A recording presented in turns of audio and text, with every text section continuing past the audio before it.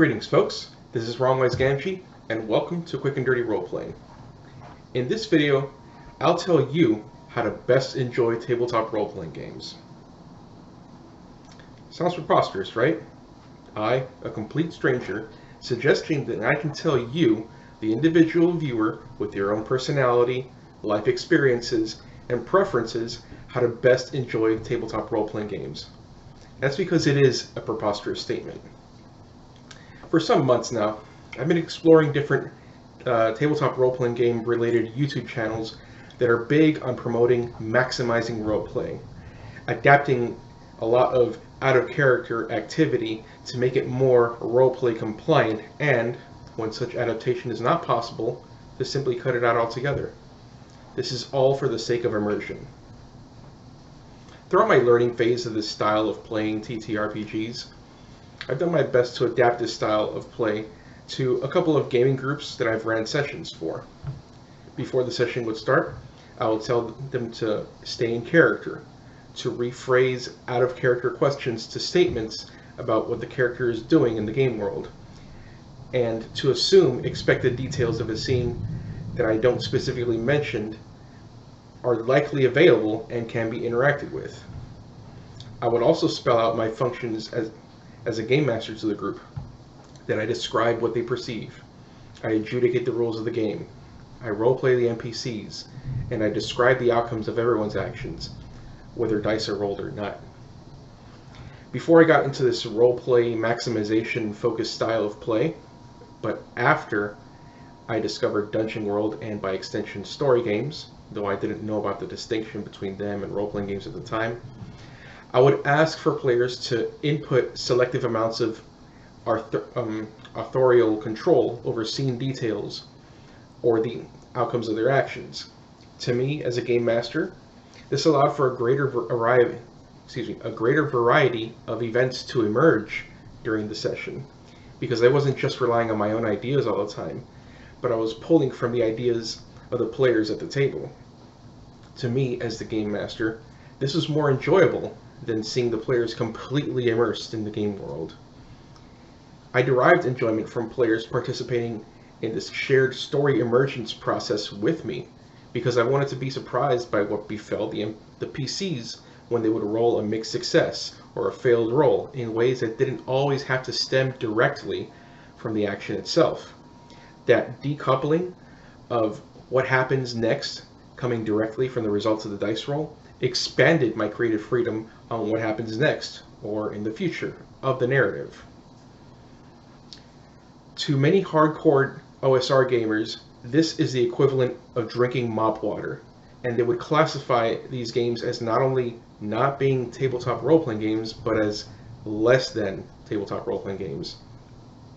They would even classify all Powered by the Apocalypse style games as exclusively story games, as well as bringing up the history about the Forge and how it attempted to decry traditional tabletop role-playing games and whatnot.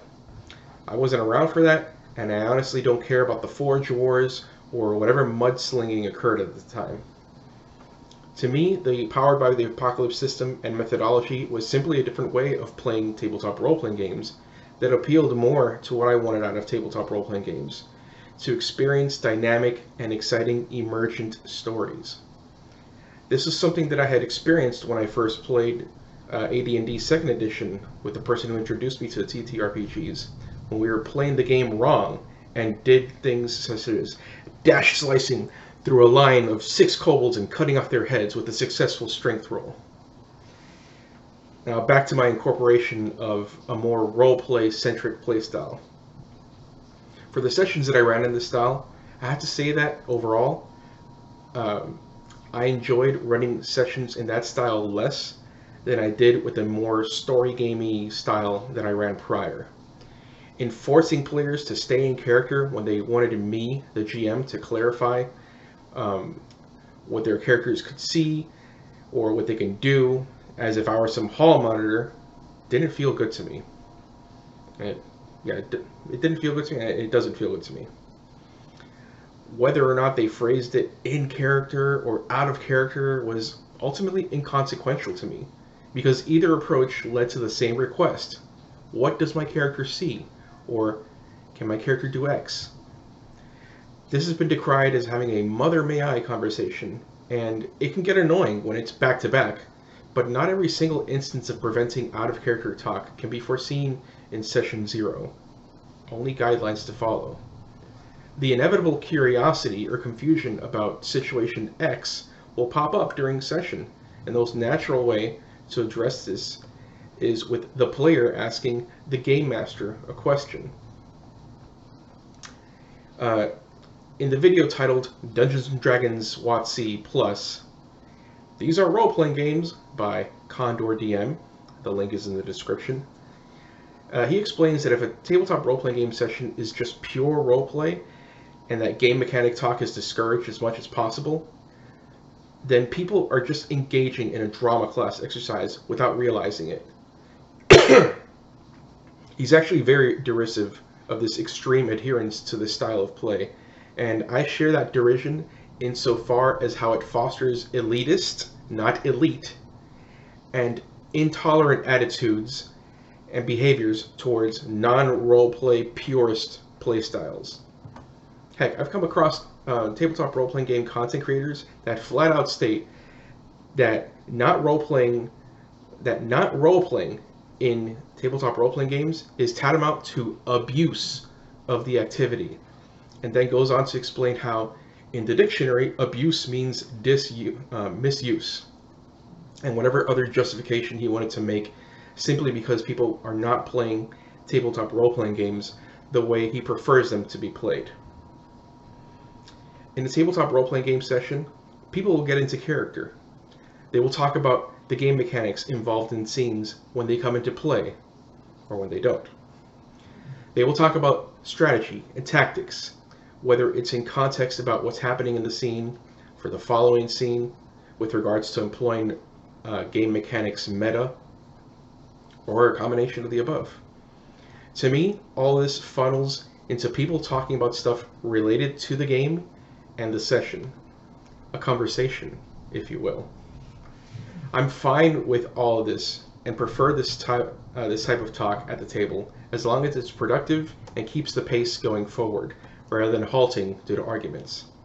What I don't appreciate are conversations that have nothing to do with the session or the narrative during the session.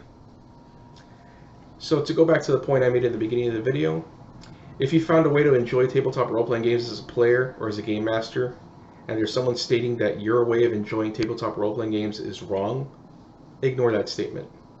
I would encourage you to explore other styles of play to see what parts of it jive with you, what parts don't, and incorporate aspects of the parts that jive with you into your preferred playing style, if possible, to enhance your enjoyment of tabletop role-playing games even further.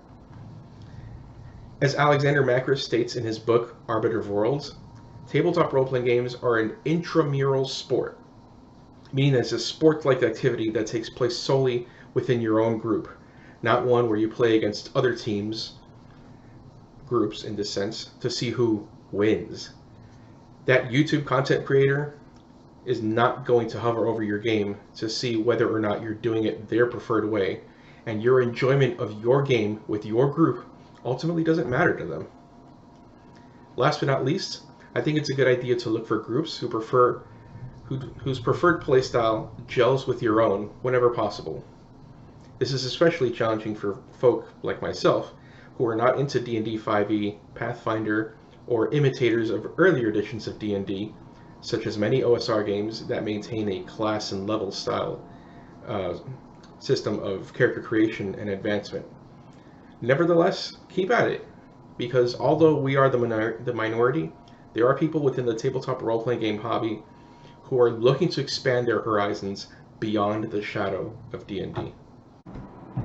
If you like or dislike anything you've seen in this video, please give it a like or a dislike and leave a comment.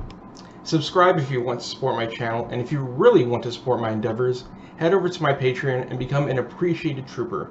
The link is in the description. Until then, folks, take care and play to find out what happens.